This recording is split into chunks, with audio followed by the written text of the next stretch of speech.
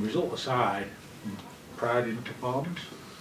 Yeah, absolutely. Yeah, there's loads of character, wasn't there? And some young lads there who, who's really coming, and it's just a level of what not only they're used to, is they're not ready for that, to be in that position. So under 21 as well. So they were fantastic. But I think the best bit about it for me is always when you get to sit down at the side of an experienced player who's going to turn your nerves into excitement, and I think we had plenty of that in our dressing room today that went above and beyond and showed tremendous character. So don't like losing, obviously, and we won't accept mediocrity. We'll judge it and judge the efforts on its merit and on the standards that we want to uphold and set. But I can't have any complaints on effort. On a normal day, with everything being normal, how many of your senior lads who played today wouldn't have played because they were playing injured? I would say probably there were definitely three players who wouldn't have played. Obviously, Ellie did first 40, and then he couldn't get back on. Sangari come on injured, and I think Shaw's there wouldn't have played either. So, but they played, so it's good. That's what rugby players do. And off the squad that was named initially, there was two senior lads who didn't play today, Callum and Chris. What's the situation with that? Oh, I'm not sure. And I got asked this outside, and I'll just and my response was I'll get battered with these questions when I get in here, so I expect it. But I think the healthiest way for me is to focus on the players that were playing in that dressing room, because they deserve my full attention. So I give all my energy to them. And obviously, that's not leading you in a direction of any sort, because we've got injured players as well who didn't play, who couldn't play. We've got lads who could play who didn't play because of cap restrictions, etc. So, there'd be too many different categories to put everybody in. I'll just concentrate on the lads that did play, and I couldn't be prouder of them. All of you don't deserve what's happening, do they? No, but it's we're just playing rugby, aren't we? Just want to play rugby. It's a simple game. I think the hard bit is it's been a little bit like setting off for a sprint, but you don't know where the finish line is, and so it's getting a little bit right. We're nearly there yet. I'm head down, and I'm just working hard. I'm really looking forward to today. I enjoyed a lot of today as well. Enjoy seeing people make the debut. I enjoy and get motivated and inspired by efforts from people like Chris Hill and Jack Ormeroyd, and that amazes me. That just makes it a privilege to be here, and so that's today. I'll sleep well today. I'm really happy about a lot of things and the character. So yeah, we'd like it different, but you go on and think it will be different. I spent a couple of days ago at the MERS charity for people who experience homelessness.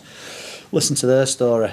It puts it in perspective, So, and I know we've all got our own story, and we want things easier and stuff. But if that's as bad as life gets, it ain't that tough. Got paid 24 hours late. We'll be all right, I'm sure. If or when all this is sorted, will you sort of look back on days like this and you sort of like players that really stood up and you really sort of counted them? I've done it myself. I've done it as a player, and I've been in their boots. So I can say it because I've done it. So yeah, you do. You do, and you look round and you remember the people that played. So it's good. It's a privilege to be in that dressing room. Has there been any conversations whatsoever or any communication with the ownership group at all? That's for Chris. Chris talks to them regular. My understanding of everything has always been, or my emotional reaction to it all is, I've always been looking like as middle of April for that's when the proposed stadium purchase, and so logic tells me that you might need a few quid to purchase a stadium, and so this is purely me, not fact. It's my simple mind trying to put some rationale to everything, was to fasten my seatbelt, hold on, deep breath, and a couple of bumpy months here coming up, and that's just my rationale, which I explained to the players the other day. I don't know if that gave them comfort, but maybe listening to a lot of noise from a lot of different directions, and in that respect, then if that is right, and I'm not saying I am, then I guess the lack of communication throughout, outwardly and inwardly, has led to people making their own mind up. But I've listened, and that's how I've played it in my head, and that's how I keep my head on the planet. So again, I just feel I'm lucky to be here. It's a tough ride at the minute. It's bumpy, but I've run. I'm in a 5,000 metre race. I've run 4,900. I might as well get the last 100 out of the way and see what it looks like. This kind of has to be the last month that anything like this happens, doesn't it? I would say so, yeah. I would say so, yeah. I can't elaborate on that. No, yeah, I know. That's a fair point. Yeah.